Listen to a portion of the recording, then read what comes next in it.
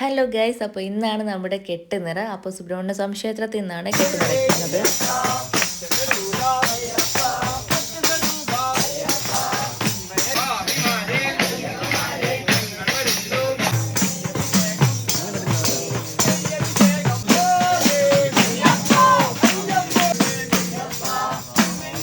രണ്ടുപേർക്കും നെയ്ത്തേങ്ങ നിറയ്ക്കാനൊക്കെ ഉണ്ടായിരുന്നു. അയ്യപ്പസ്വാമിക്കുള്ള ആദ്യത്തെ വഴിപാടാണ് രണ്ടുപേരും നെയ്ത്തേങ്ങ നിറയ്ക്കുന്നത്.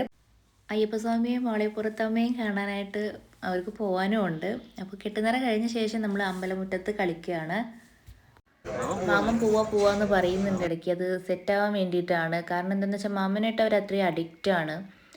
പ്രത്യേകിച്ച് തേജുമോള്. മാമൻ എന്ന് വെച്ചാൽ കഴിഞ്ഞു, അവൾക്കൊരു ശ്വാസമാണത്. അവളുടെ ഒരു ശ്വാസത്തിൻ്റെ ഭാഗമാണ് മാമൻ. അപ്പോൾ അത് അവളെ അക്സെപ്റ്റ് ചെയ്യാൻ വേണ്ടിയിട്ടാണ് അവൻ ഇടയ്ക്കിടയ്ക്ക് പറഞ്ഞുകൊണ്ടിരിക്കുന്നുണ്ട്. പിന്നെ കളിയുടെ ഇടയിലൂടെ അവിടെ ഒരു അമ്മ 2 പഴം വീതം ഇവർക്ക് കൊടുത്തിട്ടുണ്ടായിരുന്നു. നല്ല കാലത്തിന് അത് അവർ കഴിച്ചിട്ടുണ്ട്. പിന്നെ കയ്യിൽ കോയിൻ ഉണ്ടായിരുന്നു. അപ്പോൾ ആ കോയിൻ എടുത്തിട്ട് ഭണ്ഡാരത്തിൽ ഇടുമ്പോൾ ഒരു സൗണ്ട് കേൾക്കുമല്ലോ, അത് കേട്ട് ഹരം കൂടിയിട്ടാണ് 2-3 പ്രാവശ്യമായിട്ട് ഭണ്ഡാരത്തിൽ കോയിൻ ഇട്ടിട്ടുണ്ട്.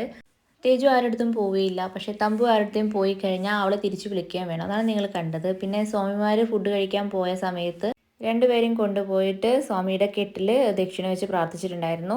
പിന്നീട് നമ്മൾ ഫുഡ് കഴിക്കാനായിട്ട് പോയി. അപ്പോൾ അത്യാവശ്യം നല്ല സദ്യയുടെ വിഭവങ്ങളെല്ലാം കൂടെ ഉണ്ടായിട്ടുള്ള നല്ല അടിപൊളി ഒരു സദ്യയായിരുന്നു വിത്ത് പായസം. അവർ പോവാനായിട്ടുണ്ട്. അപ്പോൾ അതിന് മുന്നായിട്ട് ദക്ഷിണ കൊടുക്കാനൊക്കെ ഉള്ളതുകൊണ്ട് ഞങ്ങൾ ഭക്ഷണം കഴിച്ച് വന്നപ്പോഴേക്ക് സ്വാമി കുളിച്ച് വന്ന് ദക്ഷിണ തരാനായിട്ടുണ്ടായിരുന്നു. അപ്പോൾ നമ്മൾ ദക്ഷിണ വാങ്ങി കൊടുത്തു. ശേഷം അവരിതാ കെട്ട് തലയിൽ വെക്കാനായിട്ടുള്ള നിൽക്കുകയാണ്. അത് കഴിഞ്ഞ് ഓരോരുത്തരായിട്ട് ഗുരുസ്വാമിയുടെ അടുത്ത് നിന്ന് അവരുടെ കെട്ട് തലയിൽ ഏറ്റ് വാങ്ങുന്നുണ്ട്. ശേഷം അമ്പലം പ്രദക്ഷിണം ചെയ്ത് തേങ്ങ ഉടയ്ക്കാനായിട്ട് പോകുന്നുണ്ട്.